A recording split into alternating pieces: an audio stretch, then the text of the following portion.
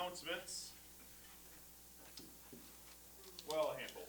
Tomorrow is the final. I reviewed it yesterday. It is 17 questions long, but it's 49 points, which isn't like me. Usually I make them a nice even 50 points. I must have taken out an easy question. Maybe I'll go add 1 point. So 17 questions, 49 points basically means there's a lot of matchings. So you might get some images of temperature gauges, and you have to say, okay, this one's a boron tube, this one's a thermocouple, this one's a thermistor. So anyway, that's what it is tomorrow. So it shouldn't take you too terrible long, but with that many matching, I mean, it's still basically 49 questions. So that's what's going on with that.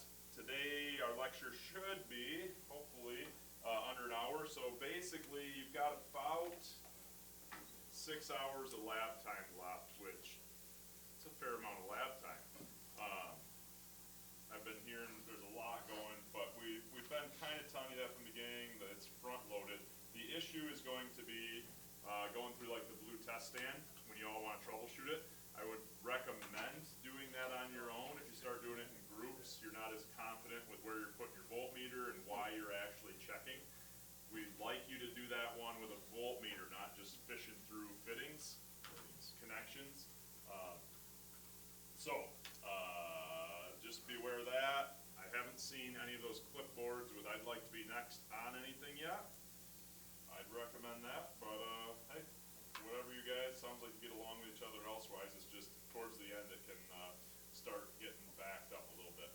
Did Christina straighten you out a little bit on the for tachometer, like the N1, N2? Did she talk about that yesterday at all? Not really. So N1, she's telling me, is the first compressor that the air meets. So that would tend to be the front compressor. N2 is going to be the next one it meets, which means it's usually the higher speed one, the smaller one. And she's saying N2 would typically be the one you're more monitoring closely on, say, a turbofan. On a PT6, like the King Air, they don't really give you an N1, N2 because we only have one compressor turbine. The other turbine is just our harvesting turbine. So they're typically going to call the compressor turbine just NG or N-gas generator. And we'll have a percentage on that one. And the harvesting turbine that's connected to your gearbox and your prop is typically going to be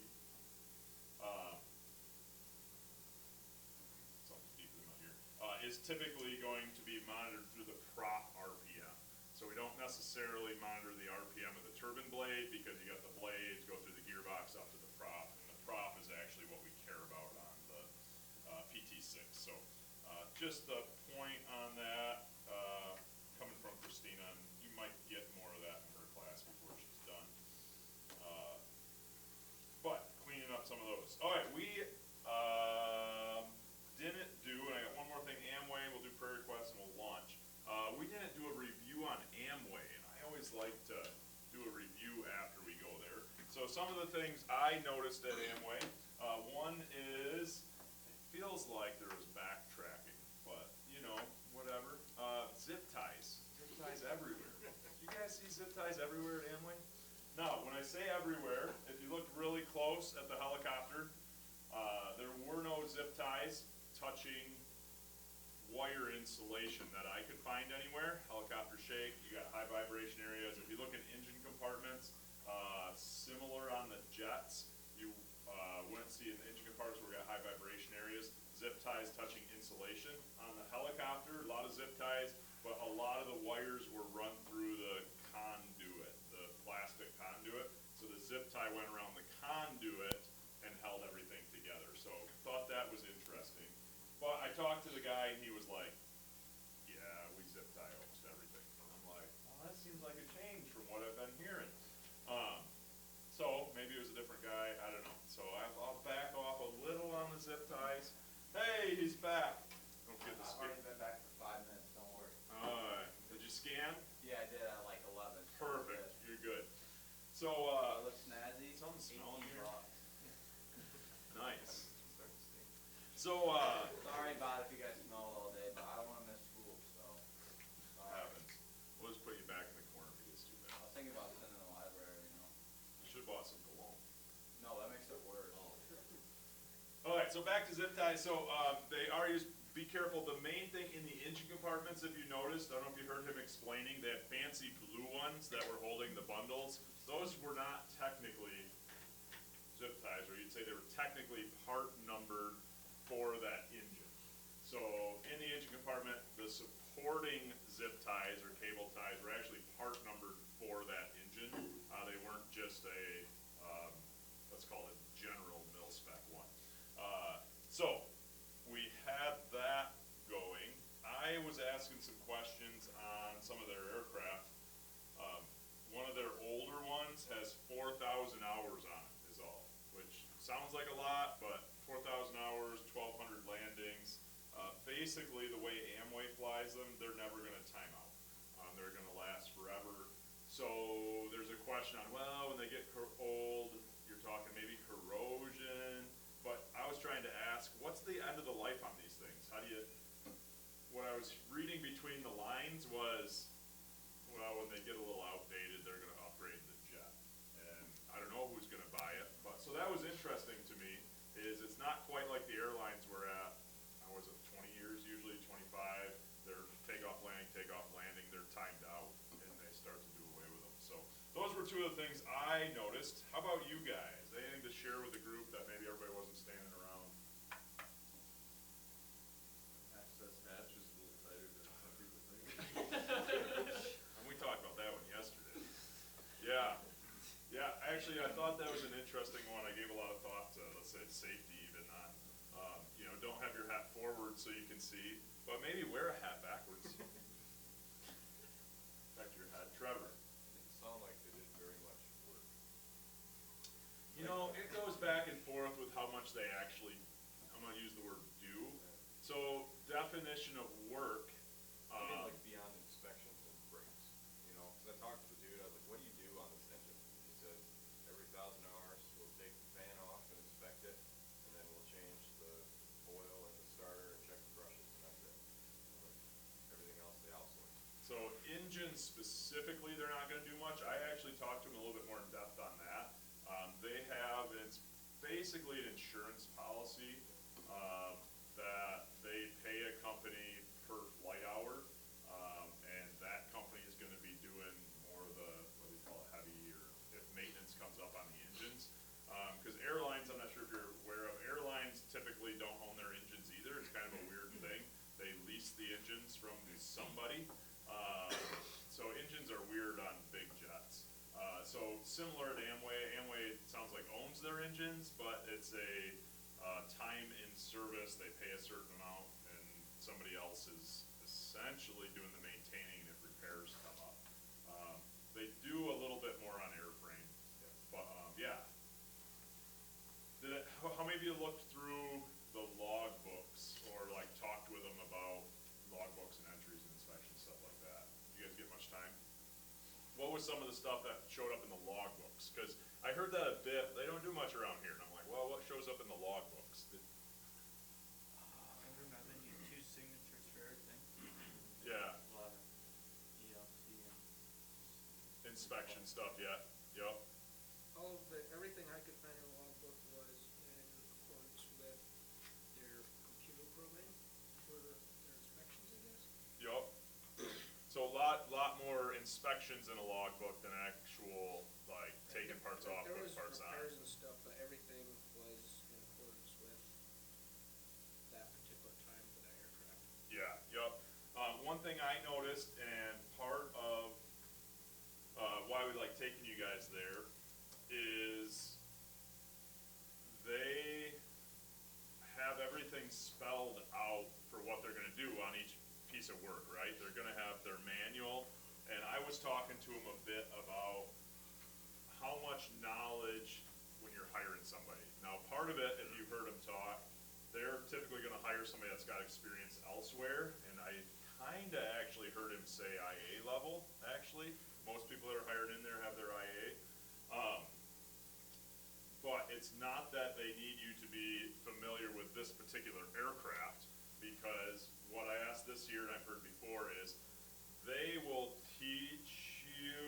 specifics to their aircraft, send you to the school. They don't need you to be a Gulfstream expert when you show up there. But you need to be able to get their Gulfstream manual, and when it tells you, inspect this, look for that, you need to know the verbiage and the terminology. And that's back to why I'm bringing it up today is, what you're learning at SMAT is similar. You don't have to memorize how to, let's say, rebuild a magneto. Now, JARS TE used to be difficult, and they'd give you a box with magneto parts and say, put a magneto together. And then we all hear that story and we're like, ah! But Amway and most aviation, you don't need to memorize how to build a magneto. You need to know how to read the manual and put the magneto together. So it's a lot of the vocabulary, terminology, and you gotta be able to read it and do what it says. So when you show up at a job like that, it's not like you've gotta be the expert on the plane.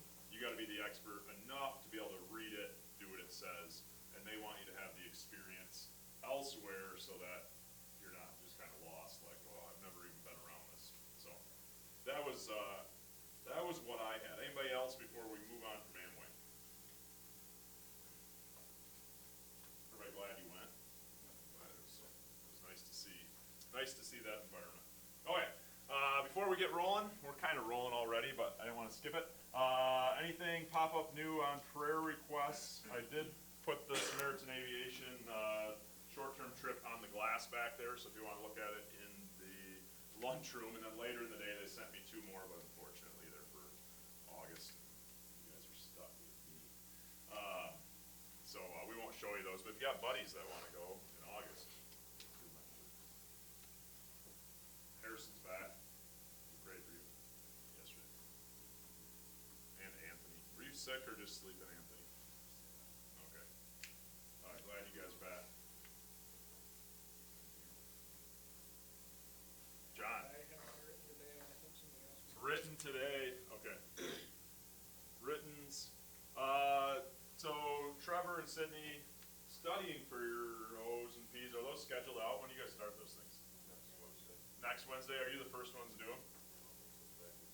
When are you, Zach, Monday? Yeah, I'm on Monday. Okay, Whole thing.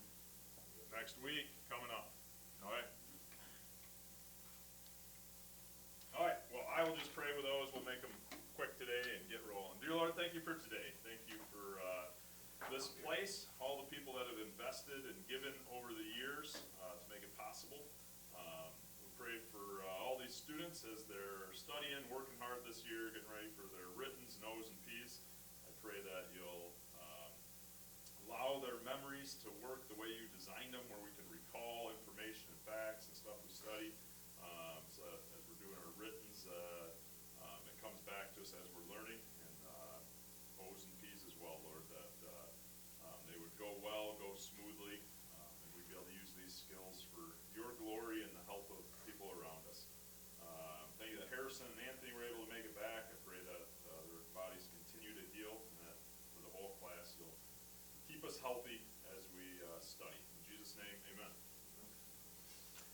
Okay, I told you I was going to walk you out to show you for this lab on the tachometer. So this is the magneto test bench with the cover up. Oh, that picture didn't come through the best. That's a little better. And it's got the tach here. To start it, you turn it on, you hit the start button, you can turn the speed up and down here. If you flip down that black thing, it's just on a hinge, and you'll be looking at the back of the tachometer with 3 wire connections. That's the 3 phases coming from our tach generator. So when you're checking your voltages, Dean made it nice and easy where you can just check on those 3 terminals. And remember, a line is between one and another. So even though one's L1, one's L2, one's L3, line 1 would be, and you get to pick between, let's say, line 1 and line 3. Line 2 is between 2 other ones. So that is where we're measuring the voltage on our tachometer out in the lab. If you have more questions, by all means grab one of the instructors and we can walk you through it when we get there. But that is the setup, and that little thing folds down so you don't have to stand on your head when you're working on it.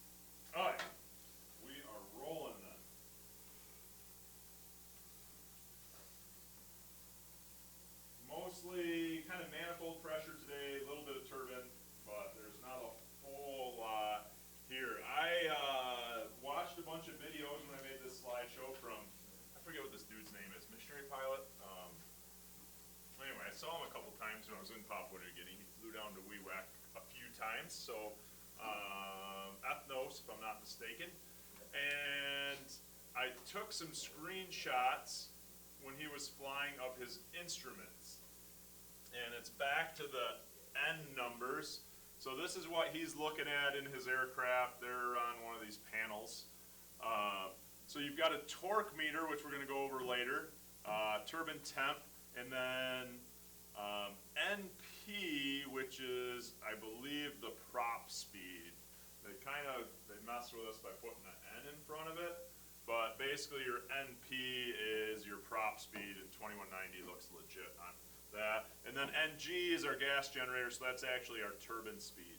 So basically, just what I'm pointing out a couple times is the torque meter is ultimately telling us how much power we're producing with our engine. So think of it like if he has the RPM of the turbine up, and he might even have the RPM of the prop way up. Right here, they're both pretty close to the red line, but you notice the torque meter's way down low. So he's got the prop essentially turned to a point where it's not working very hard. It's just kind of spooling up. I haven't flown turbines, so managing them is a little bit different than managing a piston aircraft, because some of those speeds are going to get governed, I guess you'd say, by your controls. But flipping through some of these slides, I just want you to notice we can look at especially the torque meter and the NG speed, and we could reference the prop and say, okay, so NG being 100% or full doesn't necessarily mean we're at full power. Corbin? No, I think 22 is where it starts red, so he's just a little bit below it. I mean, 2190 is pretty close. Maybe it's 22 something, but when you get really close, it's a little off. All right, so similar image. He's getting ready to fly through the rain here. Notice our torque's way down below red line now. And when we come down, NG is 94, so not real fast, but turned down, and the prop's down. Basically, he's flying slow. Do we get an airspeed on this screen? I don't think they give us one on this screen. Airspeed's over on the primary flight display. So in this image, he's actually kind of slowed down while he's trying to figure out what to do with the weather. But the turbine's still spooled up because basically it's back to we run efficiently, or most efficiently, up close to that 100%. So we'll run the speed up there, and we'll just back off the either prop so that our torque's not working so hard. So in this image, our speeds are still spinning pretty fast, but not working real hard the way we got the prop angled into the wind. And that one dropped even lower. I think he's on approach here. So this is like barely any power, but we're at similar speeds here, other than my props turned down a little bit. So all that to say, don't think of that percentage as, oh, if I'm up by 100%, 105%, I am making max power. That's where you want to be. If you want to make max power, that's where you want to be for best efficiency, but we can turn down. So kind of like when we were talking on the helicopter, I don't know if I put too many more helicopter slides in here. The helicopters are going to run their RPM pretty much the same all the time up at that high speed, and they'll adjust their blades for how much they want to harvest power off that. So basically you got a governor that's governing the RPM of the engine, and you're adjusting some other settings. All right. Oh, I got one more. Oh, that one's his actual landing. Now, the NG did come down a ways. Prop, he turned down a little bit, but torque, I think he's basically coasting at that point. All right. So that was just throwing up some tack stuff for turbines. Most of that's in turbine class, but I wanted to show you those just to make you a little more familiar. Whenever we're reading pressure pressures, back to manifold pressures, we are measuring between two different points, right? So pressure is between two different points. So back to this picture, if we were to eliminate our turbo, it would be a normal engine like most of them you're working on, and you could just pretend like the wheels aren't in there. So you could think of it that way. With the turbo in there, it's just gonna boost this pressure right here, so that if we're flying at a high altitude, our engine can still get more power. Some aircraft will boost that up. Oh man, last year we had a Mustang expert, 40 some inches I think of boost. So they can really boost the inlet on a Mustang. You're getting close to 1.5 to 2 atmospheres. But on most of ours, we're not boosting that high on this part. But we're taking our manifold pressure, remember, off the intake over here, and we're gonna compare it to, not necessarily what's outside the aircraft, but we're gonna compare it to absolute zero. So if you've got a 28-inch manifold, you're comparing that to absolute zero. Now that said, if we are flying up at, let's say, 10,000 foot altitude, and I'm in a turbocharged engine. So, I go up to 10,000 foot altitude, I'm in a turbocharged engine, and I read 28 inches of manifold pressure. Am I gonna be making more power or less power than if I'm flying with 28 inches at sea level? So think through that one a minute. Or the same power? More power. Raise your hand if you have a idea on it. You think it's gonna be the same? Anybody have a different idea? Everybody rolling with the same or waiting for an explanation? So think about it this way. We're reading compared to absolute zero, but what we really want to know is how much air can we push into that cylinder, and that's partially determined by, well, how easy is it for our air to get back out the backside of the cylinder as well, right? Up at 10,000 feet, or as you get higher and higher, there's less pressure on the exhaust trying to hold it in. So, if you were flying at that exact same manifold compared to absolute zero at 10,000 compared to sea level, you're actually going to be making just a little bit more power at altitude because your comparative, you got 28 on the in, but you don't have as much on the out. So at sea level, basically on our exhaust, we're pretty much at 28 inches, right? We go up to 10,000 feet, 10,000 foot, and we're at, is it 20 inches? I think somewhere around 20 inches. So there's less pressure trying to hold it in. So we're not gonna go too far into the weeds in that. When you get reciprocating class, you're gonna talk a little bit more about, hey, how many horsepower can I make? And it's gonna have almost everything to do with the size of your cylinder, the RPM you're at, and then the pressure factors in just a little bit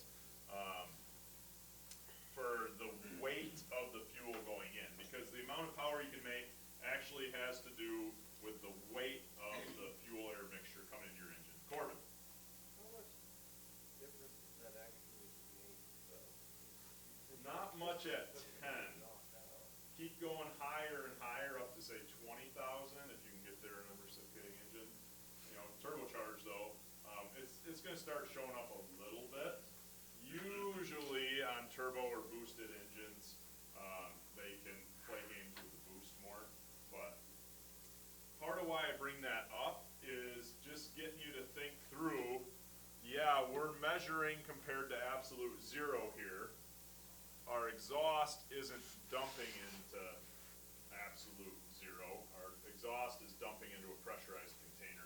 But at the same time, coming out of our exhaust, when it exploded, you know, it peaked at, what did we say, 800? I don't remember the slide now. I think it was 800 PSI. But as it goes down, you've got a lot of pressure pushing out. So it's not as significant, but there is a little bit of a difference there. But anyway, back to, we're comparing to absolute on the inlet. We're not comparing to what the exhaust is.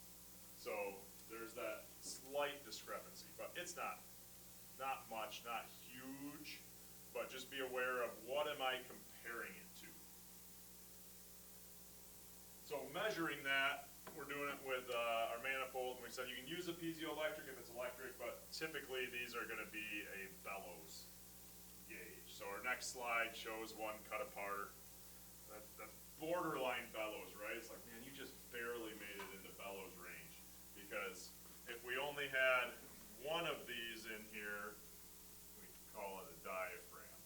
That one's got two, so, well, I guess it's a bellows. So anyway, just barely made it into bellows range with our manifold pressure. But comparing it to that aneroid, compared it to absolute zero.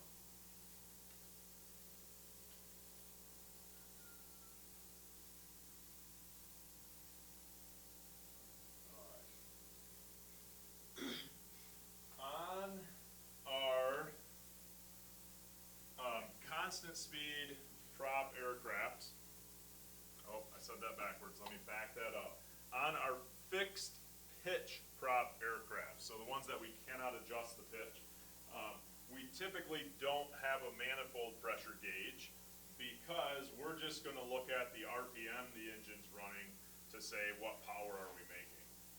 Now, it throws it off a little bit because am I climbing, am I descending, what altitude am I at, but basically we're not as sensitive to it. So typically on our fixed pitch propellers, we're not gonna have a manifold pressure gauge because if I increase the throttle, the RPM goes up.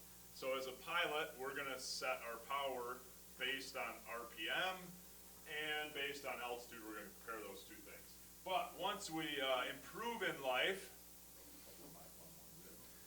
to a constant speed prop, now I can't base my power settings on RPM anymore.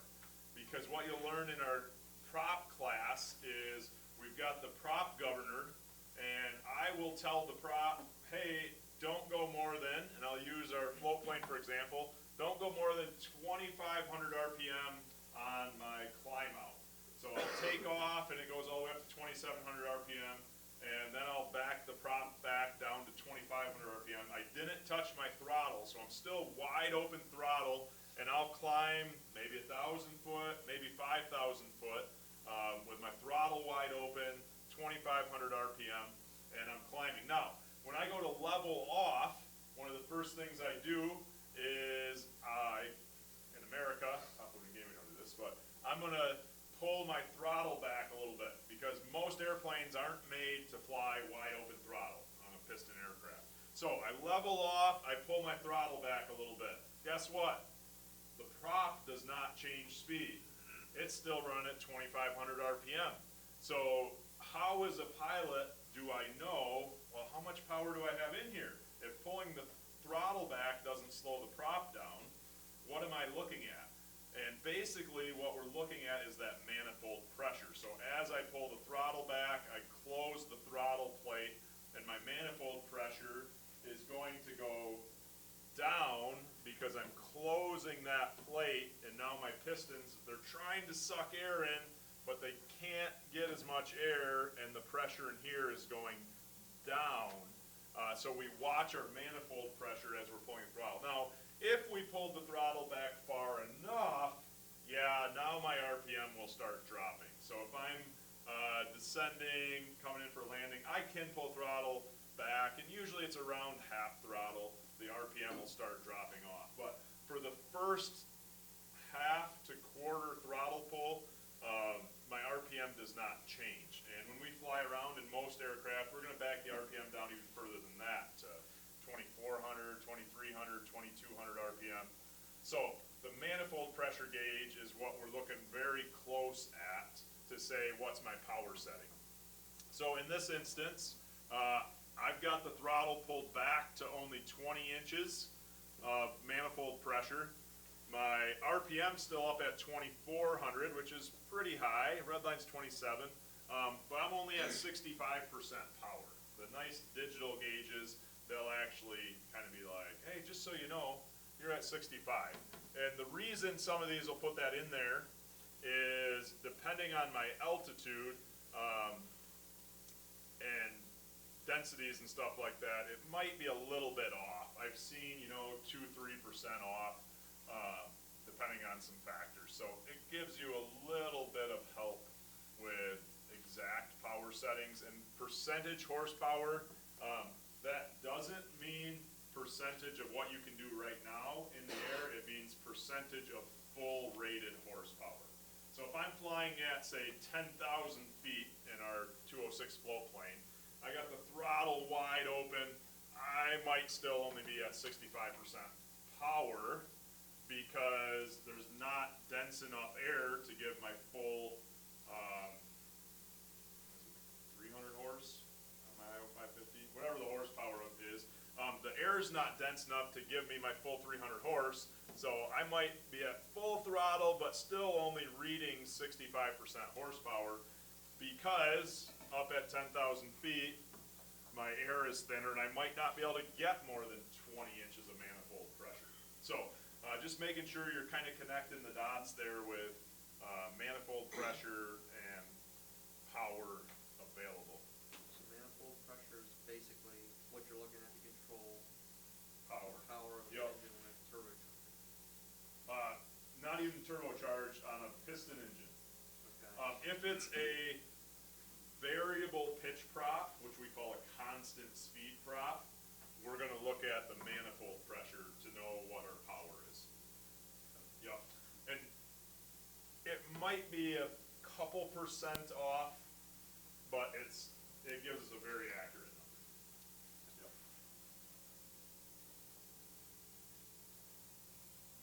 Possible, you said you don't pull your power back, you just pull below. They just run wide open. Part of it's for cooling our engine. Let's see, that's the slide I want. Yeah, no, next one. Part of it's for cooling our engine over there. It's hot and humid, and we've found that running full blower with a little bit higher RPM, we get a little better engine cooling. So we just do that. Flying faster cools our engine better. I don't know, it's this weird trade-off. So it works. Stoichiometric. We've talked about a bit in here. We're going to talk a lot about it in fuel metering. How many of you guys are like, yep, I got it, stoichiometric, I'm good? Couple of you. Okay, so we're going to touch on it again just so everybody's kind of familiar. But stoichiometric is that mixture that the fuel and the air are perfect chemical balance, that we got carbon dioxide coming out the exhaust pipe. Not too much fuel, not too much air. It's right where we want to be. The number happens to be 14.7 to 1, which is interesting because you're like, isn't 14.7 the PSI at sea level? I'm like, oh, it's nice that we only got to remember one number. So it's a nice one to remember there. But yeah, for every gram, you could say every pound, you could say every kilogram of fuel. Yeah, so every pound of fuel, 14.7 are air are required. We don't bring our air with us. We're not rocket engines where we're bringing our oxygen. We just pull it out of the atmosphere, right? So that is stoichiometric. So we can run rich of peak, which means I can put more fuel. So I could do only 13 grams of air for every gram of fuel or less. So I can run rich of peak, have too much fuel, and that extra fuel will actually help cool my engine down a little bit. There's a bunch of different reasons we'll cover later, but one of them is just the fuel evaporating. We kind of dump it in as a liquid. It turns to a vapor, and that evaporation has to absorb some heat. So that's one way that it cools our engine down. And if you run very, very rich, it's surprising how much cooling you get just vaporizing your fuel in that way. But it uses more fuel. If we run slightly rich of peak, we get a little bit better power than stoichiometric. Stoichiometric will typically give us our hottest numbers. So when you're using your EGT gauge, in order to find where is stoichiometric, instead of saying stoichiometric because it's too long, usually we just say peak. Where is peak EGT? So exhaust gas temp. So this is off, it says Blanca, but similar EGT in a lot of aircraft. The 210 would have one similar. It's not measuring all of the cylinders when it's looking at this. It's one EGT in the exhaust pipe somewhere. And what we're going to do is we're going to get set up in cruise, and we're going to slowly back the mixture out. As we back the mixture out from being too rich or on the rich side, our EGT is going to rise and keep rising and keep rising. That little red line there is not it's not a red line. If I grab this little screw here, I can spin that red line around. So it's a pilot adjustable indicator. So what happens is, as I'm leaning the mixture slowly, my EGT temp is going to go up, up, up, up, up, up, up, up, up. I'm going to hit stoichiometric, and then it'll start falling back down as I'm lean of peak again. So as a pilot, what I do is I'm slowly going up. Let's say my needle only made it up to this point, and then starts falling down again. Oh, stoichiometric. I would take my little red line, move it over, and put it right on top of there. That way I know, okay, I got too thick of a line. That way I know, okay, there's my peak in my conditions I'm operating. Notice, they don't tell you what temperature that is, do they, on this particular one. On our fancy digital ones, they'll actually tell us what the temperatures are. But the reality is, we don't typically have red lines, we kind of care temperature, but what I want to know is, am I above peak or below peak? If I'm running rich of peak, we're typically going to be running 50 degrees, sometimes it's 75 degrees rich. So what we would do is we're going to lean the mixture, hit stoichiometric, and come back down. And now maybe my gauge is sitting right there. I move the red one back. So my red is sitting on top of where it got up to the highest. And now as a pilot, I look and I say, okay, there's 25, 50. Okay, right now I'm 75 degrees rich of peak because I re-enrichened it. If I was leaning it out and I wanted to run lean of peak, I could run lean of peak with this instrument, but most engines won't let you run lean of peak unless you have every engine monitored. But on lean of peak, you would lean it out, it would hit peak, and it would come back, and you would just keep leaning. So whether you're rich of peak or lean of peak, the temperature will drop off. Why I'm going over this now is there's some prepware questions that talk about what could make your either EGT high or what could make your CHT run too hot. Some of it is poor cooling over the engine for CHT, maybe I'm too high a power setting, but in our mixtures, if I am supposed to be running, let's say that was where the peak was, and I'm supposed to be running 50 degrees lean of peak. I'm sorry, I said that backwards. Yeah, Vinny. So I'm just trying to wrap my head around this. Like, let's say you're tuning, like, I'm just from experience, you tune a four-wheeler car, you go really lean, it's gonna run crazy hot. How come this drops? Yeah, maybe your really lean is still not quite stoichiometric yet. Because we almost always set our engines up to run rich of peak. So, in that, and I'll come back to that in a minute, so in that, because I'm almost always going to want to be 50 degrees or 75 degrees rich of peak, and we're a little bit more sensitive in aircraft, I'm going to get to that in a little bit why, but if this is where I'm supposed to be running. So, okay, everybody says, yep, you're supposed to be 50 degrees, rich of peak, so I'm rich of peak. If I lean from here, which way is that temperature gonna go? It's gonna go up, right? So I'm gonna be running too hot if I lean. If I enrichen, if I add more fuel, because I'm already rich of peak, it's gonna get cooler, but I'm gonna be wasting fuel, because I'm basically dumping more fuel out the exhaust pipe that we're not burning. So, being aware of when they ask those questions of if you're running rich of peak and you lean out, what way does the temperature go?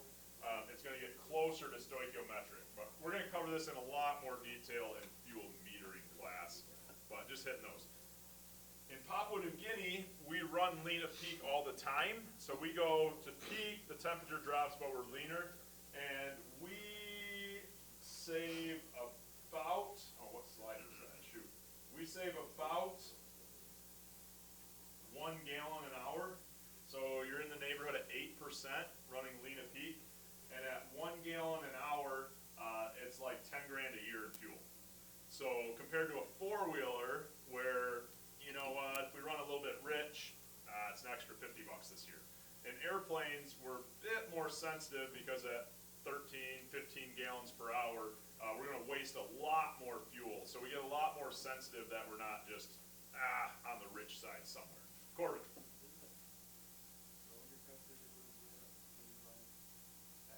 Yeah. They both kind of, yeah, the cylinder will start coming down. Back to what we're saying is stoichiometric is gonna be the hottest basically on both cylinder head and EGT. For sure EGT, typically our cylinders are gonna run the hottest at stoichiometric as well. Because if you think of it the other way, if I don't have enough fuel for what I'm doing, I'm not making as much heat, so I'm gonna be cooler. Where you get into trouble is running too lean. You can have where we get either hot spots or we can, I don't wanna use the word overboost, but we can get not a controlled combustion in the engine, as opposed to rich of peak, and it can mess with some stuff. So you're saying that when you lean it up to that line, that red line? Yup, And then if you keep leaning it, it gets cooler? yup. How does that?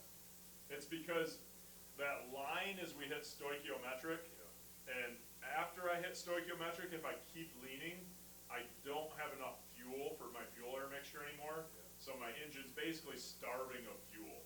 So instead of continuing to get hot, think of it this way, if you hit that line, that's my hottest. If I now cut your fuel off in half, like, we don't have fuel, temperature goes away. So if you're thinking of it on the extreme side, that's how it works. But even in small increments, once I go past stoichiometric, it'll start dropping off because I don't have enough fuel. I'm basically starving my engine of fuel. That's what you're trying to do while you're flying? If you have fancy controls, you want to starve it just slightly, because we don't want to waste any fuel. We want to be slightly on the starving side. Almost all other aircraft, they're gonna fly it slightly on the too much food side. It's kind of like when I eat with my family. We always want just a tiny little bit of food we throw away. Sounds bad, but because then you're like, oh, we've eaten and we're full, and look, there's a little bit extra. That's typically how we fly our aircraft. Just a little bit of leftovers left over. So, yeah, we're gonna get that in more detail in fuel metering class, but wanted to kind of touch on it here. We'll even talk about these fancy areas of, basically, we'll cover this box, and what the box is saying is if we're at a high power setting, we don't want to be too close to stoichiometric, or we're going to run too hot, our engine won't cool. So they're saying, hey, at, where's my power? This is at 75% power. At these settings, I want to be well rich of peak. or I wanna be a bit lean of peak. I don't wanna hang out in a high power setting right at stoichiometric, just cause our engines aren't made to take the heat, and take even some of the powers and pressures that happen there. But we'll get more of that later. If we go back to a turbine, we've got our EPR, right? Exhaust pressure ratio. We're gonna look at the pressure coming out the back, compare it or divide it by the pressure in the front. So math-wise, math terms, we look at the exhaust pressure divided by inlet air pressure. So if I've got an exhaust pressure of 1.3, I've got an inlet of 1, we must be flying at sea level, that's 1.3 divided by 1 equals, oh that was easy, wasn't it? Equals 1.3. We're always going to want that to be above 1 number if our engine is running. Yes. On our turboprop aircraft, we've got the torque meter instead. And I showed you some of those pictures from the missionary pilot dude, but we're gonna have a torque meter like this. This one actually, the gauge must be broke. It's actually 2 for my twin engines. One goes each way. On the torque meter, it basically operates off oil pressure that it moves around. So after we do this little lecture, I'll have you guys come up front to show you. But basically, we've got our power turbine that's being blown this way, turning our propeller this way, and the higher torque I'm pushing, the more a ring gets pushed back. If there's not much torque at all, that ring ends up being a little bit forward. The movement of that ring basically covers or uncovers little orifices, which would change an oil pressure that goes to our torque meter. So basically, the harder that the prop is twisting, it moves a ring that covers or uncovers some holes. So it's a kind of ingenious way of saying, how much power am I making on here? Because as we saw in the other images, it's not quite as simple as, well, what's your RPM? Or, well, how much fuel are you burning? Because the way they all interact. So on the PT6 and many of these turbo prop engines, they came up with this ring that the harder the prop is pushing, the farther it pushes this gear back, and that's covering or uncovering orifices. And the oil pressure from those orifices that get covered or uncovered are actually what then goes to the torque meter, and the torque meter says, hey, here's how much torque you're at, here's how much power you're making on your engine.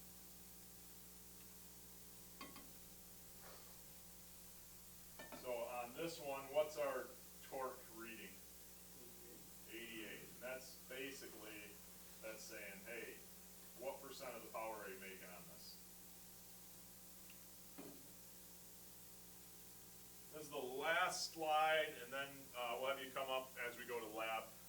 There's a couple engine oil analysis questions that show up on writtens. We get it more in your lubrications class, but I think you might get some thrown in on some tests. I don't think I have it on this exam, but tests you take. What I was trying to get across with this is if we have a chart and we've got time on the bottom, so it's a timeline, and we've got dirt level, I'm going to call it that way. So whether they're monitoring amounts of copper, amounts of silver, amounts of whatever, we got dirt level here. If we just take our first sample and we say our dirt level is here, we go, okay, that's cool. Does that give us what they call trend line? No, it tells us how much dirt is in there, but it doesn't tell us if there's a trend. Now, if I take my second reading and say, okay, now I got that much dirt. Okay, now I have a trend line because I can say, uh-oh, over time, I'm getting dirtier. So Prepware has this one kind of weird question that'll say, can you get a trend line from one oil sample? And the answer is, no, I can't get a trend line from one oil sample. I only get, you could say, a starting point or a base range. We'll deal with oil samples as your very last class before you graduate, and we'll look at some samples and the numbers. And what you'll see is there almost always is a certain level of, and I just put dirt for the fun of it, but there's a certain level of silver, copper, whatever's going on, iron, in the oil that's an acceptable range. So it'll be somewhere on that range. What we're concerned with when we do oil samples is if we're testing it and it's pretty stable and then all of a sudden it starts going up, we go, ooh, what happened there? What's breaking down in my engine? So we're more concerned with trend lines than we are with the actual level. At least that's how kind of Prepware and the FAA is looking at some of this. So they like to say trend line and say, oh, did we see a change coming through with our oil analysis? So I know that was kind of way off topic for instruments, but I think maybe why that question shows up is they'll do like the magnetic chip detectors for gear cases or something, and they're like, well, we'll throw that one in. All right, that's what I got. Come on up, just cycle through slow. I'll show you the torque meter ring, and then you can head off the lab.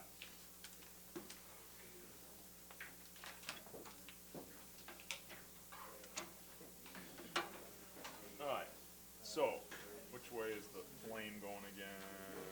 Coming this way. So my air is going this way, it's pushing it, right? So needs to be greased up. So if you look at this ring, right now, I'm basically not having any torque on my prop because it's just free spinning. But if I start loading up my prop, what you're gonna do is you're gonna see that ring move back. As that moves back, it's essentially covering up some orifices that's going to, I believe it's raise the pressure going to that torque gauge. So if it's just spinning freely, not working real hard, this will be towards the front. And there's a little bit of, I believe it's oil pressure that tends to hold it towards the front. So when it's running, there's oil pressure. So for instance, if I do it with my thumb here without getting pinched, hold on to that prop, see if you can stop it on me. Ooh, ooh.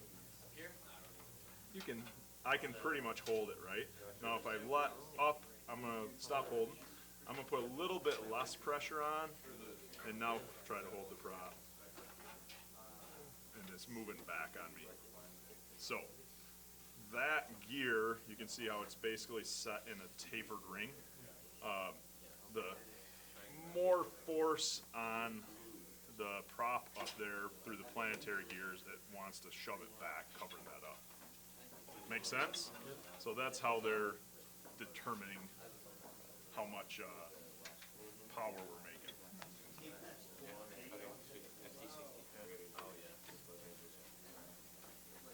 All right, next group-ish.